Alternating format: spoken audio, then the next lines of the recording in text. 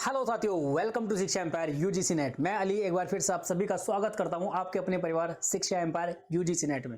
तो साथियों, कैसे हैं आप सभी? जल्दी से कमेंट करें, बताएं। उम्मीद है सब बढ़िया होंगे, मस्त होंगे, स्वस्थ होंगे, अपना और अपनों का बहुत सारा ख्याल रख रहे होंगे।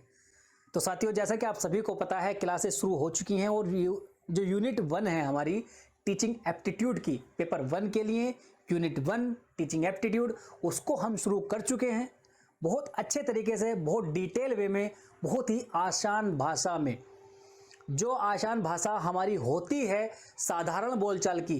देखो, पढ़ते इंग्लिश हम सभी हैं, हिंदी भी सब पढ़ते हैं, ठीक है ना? तो कोई प्योर इंग्लिश बोलता है, ना ही प्योर हिंदी कोई बोलता है। तो क्यों ना हम चीज़ों को, कंटेंट को उसी भाषा में, उसी वे में समझें। क्यों ना हम उसी कंटेंट को, जो हम पढ़ने वाले हैं, उसी चीज़ को हम उसी भाषा में, जो हमारी रोज़मर्रा की भाषा होती है, जैसे हम साधारण बोलचाल में हम घर में यूज़ करते हैं, बाहर दोस्तों में यूज़ करते हैं, कुछ हिंदी कुछ इंग्लिश मिक्स करके, जिसको हम बोलते हैं हिंग्लिश। ना हिंदी ना इंग्लिश, हिंग्लिश उसको बोलते हैं। तो उसी भाषा में बहुत आसान तरीके से जब चीज़ों को साधारण भाषा में हमारे सामने रखा जाएगा तो बहुत अच्छे से वो चीज़ समझ में आएंगी, कन्फ्यूज़न बिल्कुल नहीं होने वाला है। तो शुरू करते हैं। आज का जो टॉपिक है हमारा टीचिंग एप्टीट्यूड का बहुत मोस्ट इंपॉर्टेंट पार्ट है, लेवल्स ऑफ टीचिंग।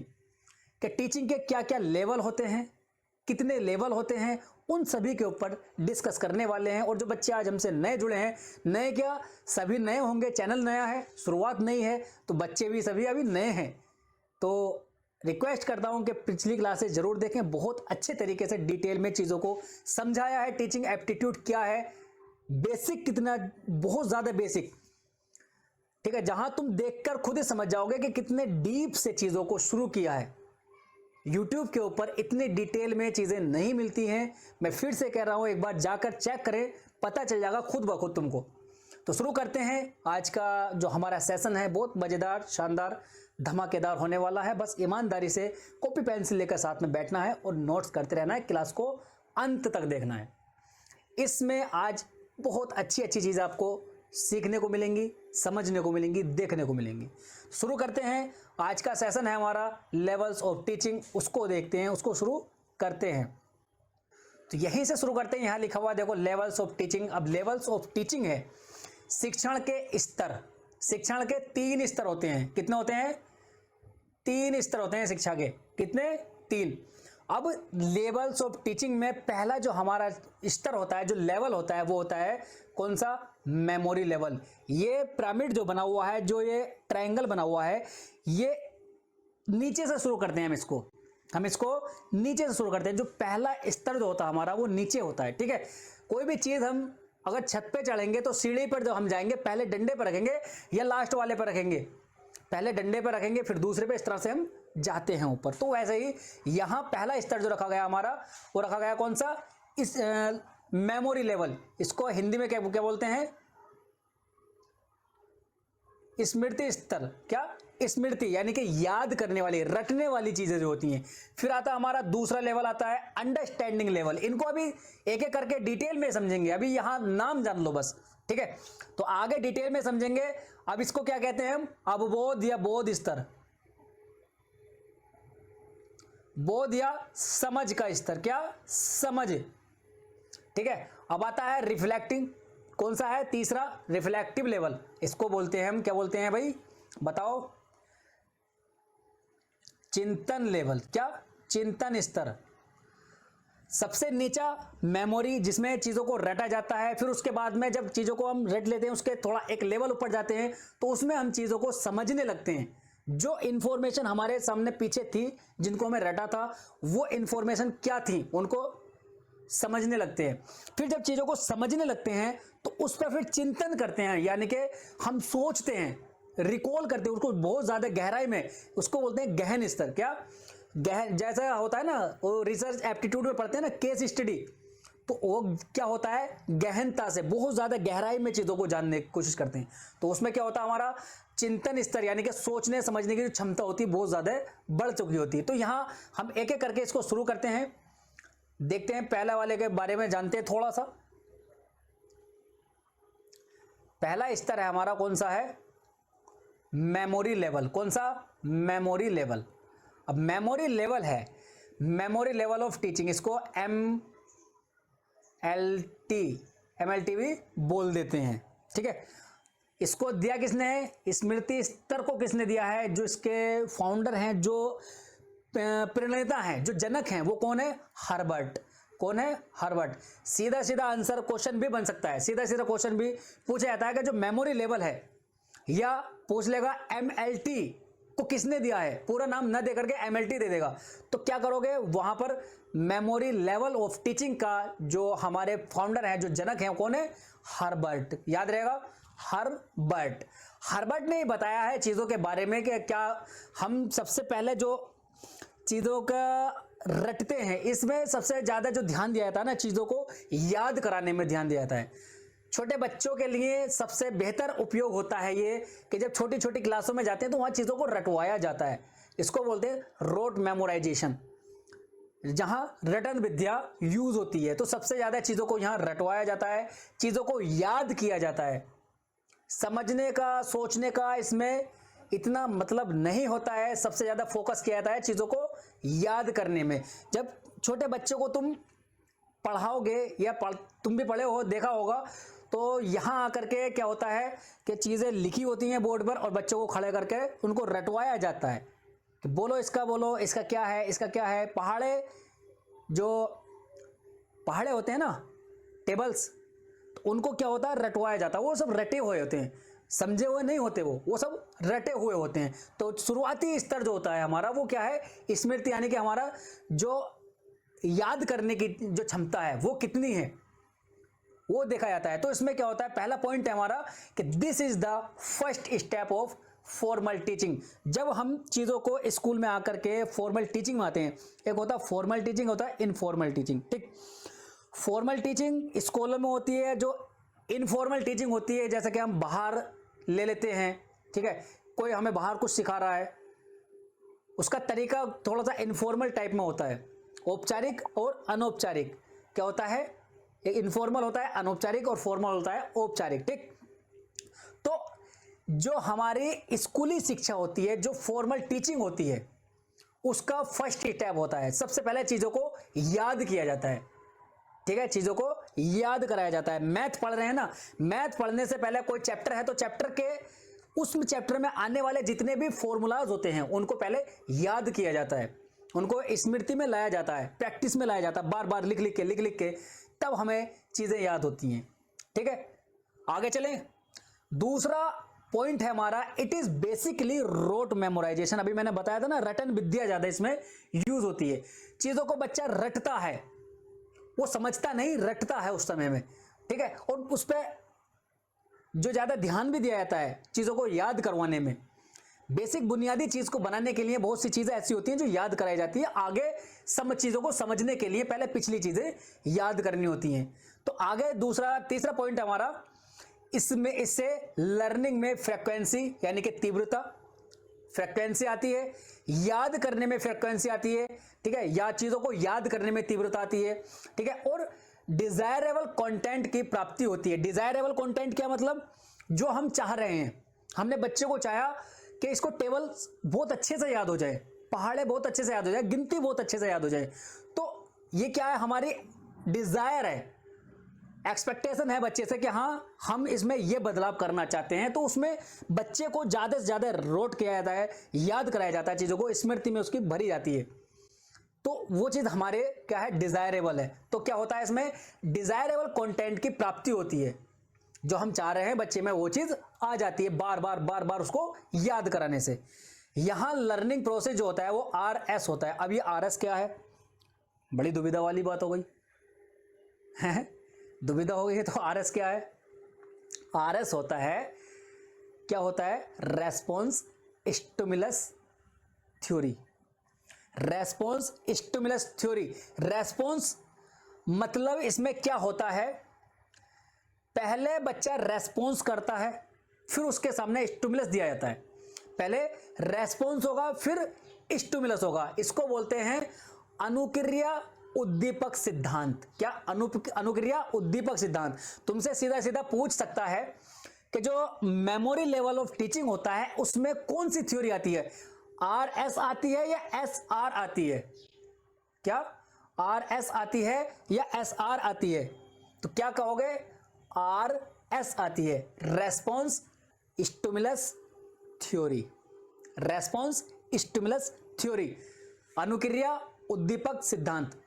ठीक है, एक उल्टी होती है इससे, वो होती है उद्दीपक अनुक्रिया का सिद्धांत। उसमें क्या होता है? उसमें होता है पहले क्या होगा, पहले स्टिमुलस दिखेगा, स्टिमुलस दिखेगा, फिर उसके बाद में रेस्पॉन्स करता है बच्चा। अब यहां देख लो, जिस उम्र जिस स्टेज पर तुम हो, तुम में से बहुत से बच्चे ऐसे होंगे जो पहले स्टिमुलस देखते हैं।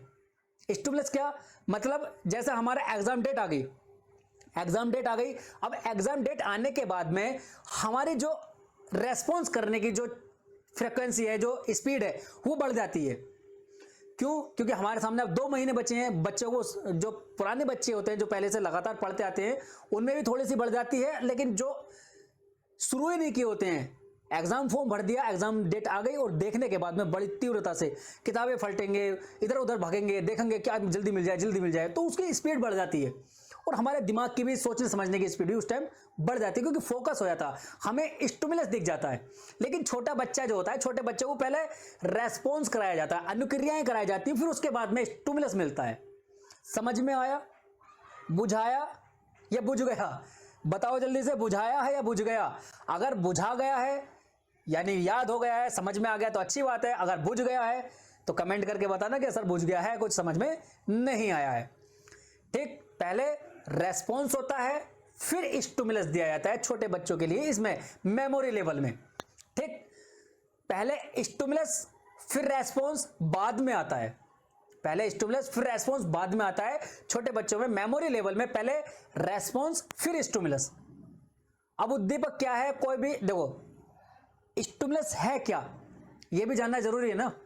स्टिमुलस कोई भी ऐसी चीज जो कि लिविंग हो या नॉन लिविंग हो, कोई भी हो सकती है, कोई भी ऐसी चीज ब्रह्मांड की, लिविंग या नॉन लिविंग, जो हमें तुरंत से एकदम रैंडमली रेस्पॉन्स करने के लिए मजबूर कर दे, वो सब क्या है? उद्दीपक है। हमारे सामने वैकेंसी आई, वैकेंसी आने के बाद में हमें एकदम से हमारी स्पीड बढ़ा दी उसने पढ़ाई की, तो क्या है? उद्दीपक है। हम यहां पढ़ रहे हैं, जो यहां ये सब पढ़ रहे हैं, क्लास अटेंड कर रहे हैं हम, तो किस लिए कर रहे हैं? क्योंकि हम नेट JRF बहुत अच्छे से क्वालिफाई हो जाएं, बाद में हम रिसर्च कर सकें, असिस्टेंट प्रोफेसर बन सकें। तो वो चीजें जब हमारे सामने हैं, तो ये सब क्या है? हमारी उद्दीपक यानी कि स्टिमुलस हैं। अब ये सब होने के बाद में JRF पास हो गए बहुत अच्छे नंबरों से, ठीक है, तो उसके बाद क्या इस क्लास को देखोगे? नहीं, फिर उसके बाद में तुम्हारा कोई दूसरा उद्दीपक बनेगा, या दूसरा स्टिमुलस सामने आएगा। तो ये सब होता है उद्दीपक, यानी कि कोई भी ऐसी चीज जो हमें अनुक्रिया करने में मजबूर कर दे। ठीक है, समझ में आया? आगे चलते हैं, चलो देखते हैं। अब दूसरा लेवल देखते हैं, दूसरा लेवल क्या कहता है। पहला लेवल हो गया हमारा मेमोरी लेवल, दूसरा लेवल है हमारा कौन सा? Understanding level. अंडरस्टैंडिंग मतलब अवबोध या समझ का स्तर, अवबोध या समझ का स्तर। किसने दिया? मॉरिसन ने दिया। किसने? मॉरिसन ने। इनके जो देने वाले हैं ना, जो ये सिद्धांत दे रहे हैं, जो फाउंडर हैं, इनके नाम बहुत अच्छे से याद कर लेना, ठीक है। अब ये मत कहना कि सर इसको हिंदी में लिख दो, ये भी वही है, हिंदी में तो मॉरिसन भी वही है, कुछ भी लिख दो, ठीक है। अब यहां जो मैं समझा रहा हूं वो हिंदी है, ठीक है। जो पीपीटी में जो कुछ लिखा हुआ है, जो कुछ लिखा हुआ है वो इतना अहम नहीं है जितना कि मैं बोल रहा हूं, ठीक है। मेरे बोलने पर ज्यादा ध्यान दो, ठीक। पीपीटी पे भी ध्यान दो कि वर्ड्स क्या क्या लिखे हुए हैं, लेकिन जो मैं बोल रहा हूं उन पे ज्यादा ध्यान दो, उनको लिखो, उनको नोट करो। अभी मैंने पिछली स्लाइड में कितना थोड़ा सा लिखा हुआ था ना, लेकिन बोला कितना, बहुत सारा, उसको डिटेल में समझाया। स्टिमुलस क्या है वो सारा समझाया, ठीक। तो उनके बारे में लिखो, तभी तो चीजें समझ में आएंगी। लिखते रहो हाथों हाथ, लिखते लिखते बहुत सी चीजें याद हो जाती हैं। इसमें क्या होता है, इसमें देखो मेमोरी प्लस इनसाइट। मेमोरी यानी कि जो स्मृति है, जो हमारे याद करने की क्षमता थी, पिछले में जो हम देख रहे थे, जो पिछले लेवल पे हम याद करने की क्षमता देख रहे थे, इस लेवल में मेमोरी तो रहती है, ठीक है। उसके साथ में इनसाइट्स भी आता है, यानी कि अंतर्दृष्टि, सूझ। कोई काम हम कर रहे हैं, हमें सिर्फ रट करके काम नहीं होगा, उसमें थोड़ा सा समझ भी लगानी पड़ेगी, सूझ भी लगानी पड़ेगी। अंतर्दृष्टि के लिए एक सिद्धांत दिया है कोहलर ने एक सिद्धांत दिया था अंतर्दृष्टि के लिए, यानी कि सूझबूझ का सिद्धांत। उसमें क्या था, उसमें एक वनमानुष था चिंपैंजी को एक पिंजरे में रखा, यानी कमरा मान सकते हो, कमरे में, तो थोड़ी सी ऊंचाई पर केले बांध दिए, लटका दिए। अब केले लटकाने के बाद में कुछ वहां पर ऐसे ऑब्जेक्ट डाल दिए थे, वस्तुएं ऐसी डाल दी थी जिनका यूज करके बंदर या वन मानुष केलों तक पहुंच सकता था।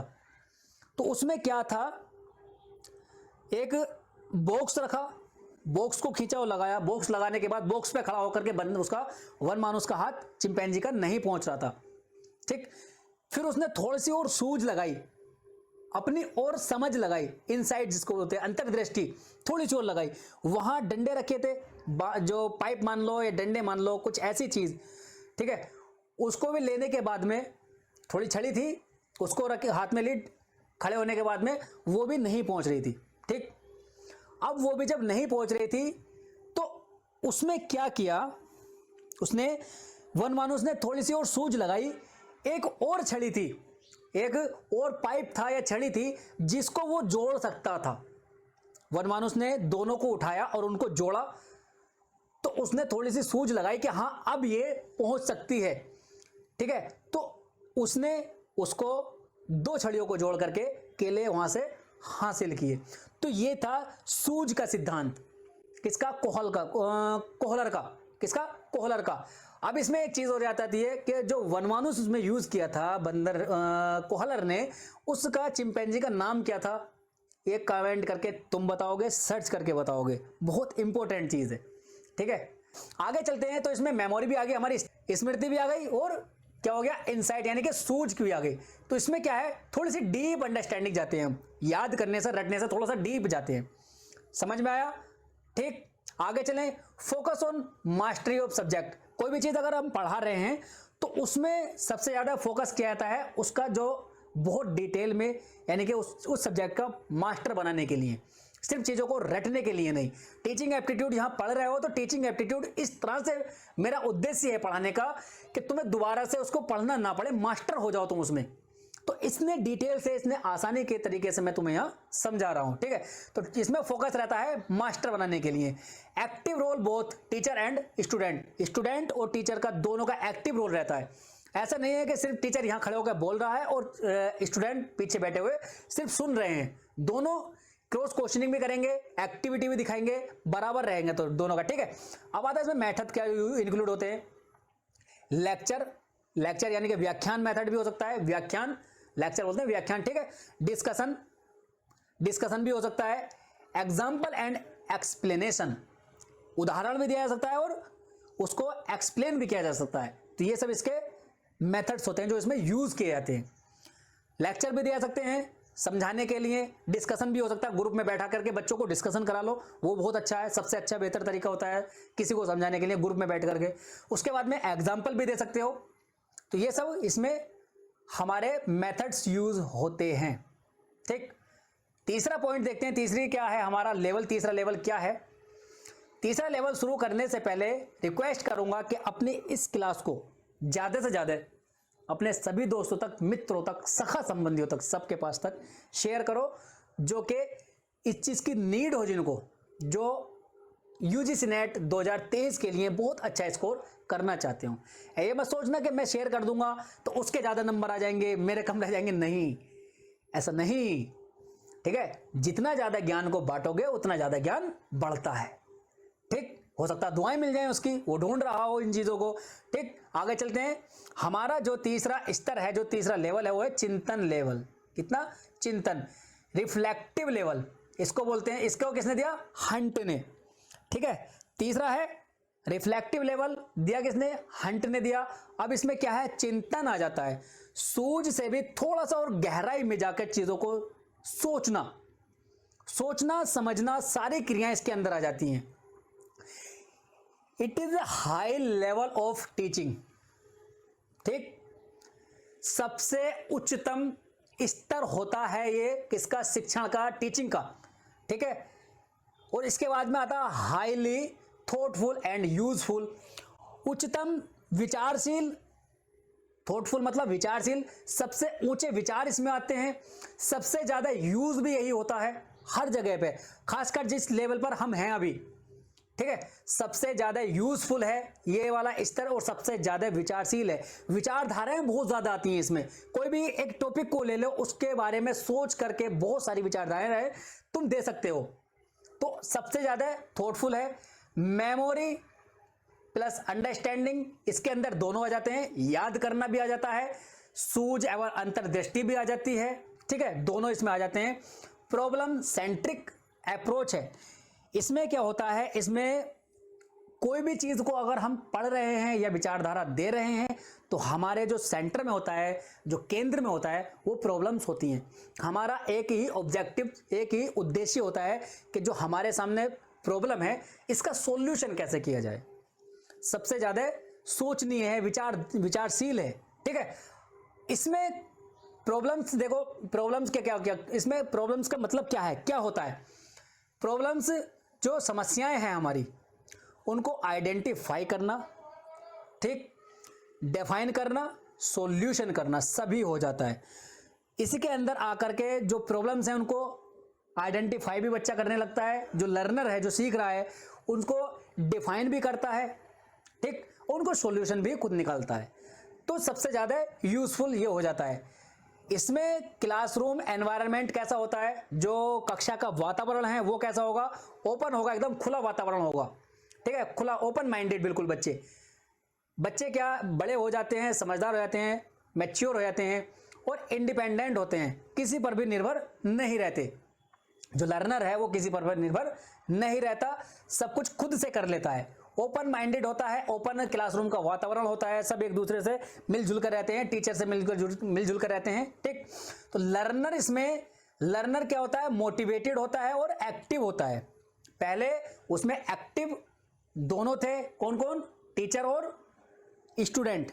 अब इसमें क्या है, एक्टिव भी है और मोटिवेटेड भी है, चीजों को करने के लिए जिज्ञासु है, कोई नई चीज करने के लिए उमड़ रहा है उसके अंदर से ज्ञान, ठीक है। तो आगे हमारा है जो इसका इवैल्यूएशन जो प्रोसेस है वो क्या है, ऐसे टाइप क्वेश्चन। ऑब्जेक्टिव टिक लगाने वाले नहीं होते हैं, इसमें ऐसे लिखे जाते हैं, ज्यादा से ज्यादा नॉलेज का उसमें समाहार होता है। जितना ज्यादा बड़ा ऐसे लिखोगे, जितना ज्यादा तुम्हारी नॉलेज होगी उतना ज्यादा तुम बड़ा लिख सकते हो। तो यहां हमारे तीनों लेवल्स ऑफ टीचिंग कंप्लीट होते हैं। आगे है हमारा, देखा क्या है अगली साइड में, कुछ है क्या, नहीं कुछ नहीं है। चलो यहां तक हमारे तीनों लेवल हो गए हैं। उम्मीद करता हूं बहुत अच्छे से समझाया है मैंने, और उसी उम्मीद से ये उम्मीद करता हूं कि बहुत अच्छे से तुम्हारे समझ में आया होगा। क्लास कैसी लगी कमेंट करके जरूर बताना, और चैनल को, अपने परिवार को सब्सक्राइब करना बिल्कुल ना भूलना, और घंटी दबा लेना जिससे कि सारी नोटिफिकेशन क्लास की तुम्हारे पास तक पहुंचती रहे, ठीक। मिलते हैं अगले सेशन में एक नए टॉपिक के साथ। टीचिंग एप्टीट्यूड ये भी चलेगा, तो तब तक के लिए हंसते रहें, मुस्कुराते रहें, अपना और अपनों का बहुत सारा ख्याल रखें। धन्यवाद, टेक केयर, बाय, जय हिंद।